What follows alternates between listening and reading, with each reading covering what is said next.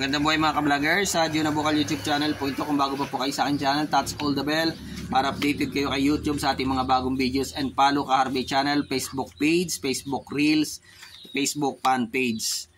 Ayun po, ito po yung tinatawag nating affidavit of disinterested person sa mga discrepancy po ng mga requirements ng ating claimant o beneficiary po, yung mga anak. Lalong-lalo na po kung namatay na yung veterano at namatay na rin po yung spouse. So meron pa rin po mga nakiklaim yung mga claimant anak. So gagawa po kayo ng affidavit of discrepancy. So nakalagay nga po dito yung minsan po may mga anak kasi na hindi naka-endorse pa sa PSA yung kanilang mga birth certificate. So meron po pa pinanghahawakan na galing na lang po sa munisipyo, sa local civil registrar. Then ipa-affidavit po sa abogado, gagawa po ng dalawang affidavit po na pipirmahan po ng disinterested person, yung mga valid ID po ng disinterested person, i-xerox din po yun at dalhin din po yung ID nila kung maaari.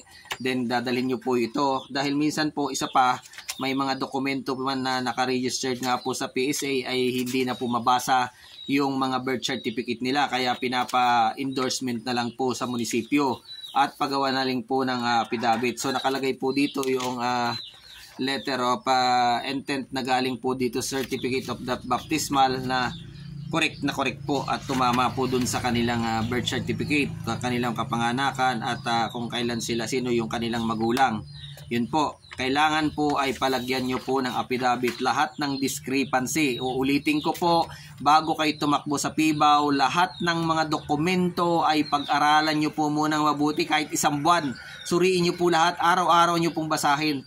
Para lahat po ng mali, lahat ng conflict, ipa-affidavit nyo na po sa abogado bago po kayo tumakbo ng PIBAW, dahil kung manggagaling pa kayo sa Mindanao, sa Luzon, Visayas, Mindanao, pamasahe dahil lang sa isang maling letra ng inyong nilalakad, ay babalik po kayo at magpapa-affidavit at ipakukorek at magpapa-affidavit ng dalawang disinterested person sa lahat ng discrepancy. So siguraduhin nyo po, aralin nyo po, kahit kasama po kayo sa mga kasamahan nyo, aralin at pag-aralan lahat ng mga pagkakamali sa birth certificate, kapanganakan, pangalan ng veterano, pangalan ng magulang na babae, spouse, death certificate, mali po ang kanilang mga marriage contract, basta lahat po.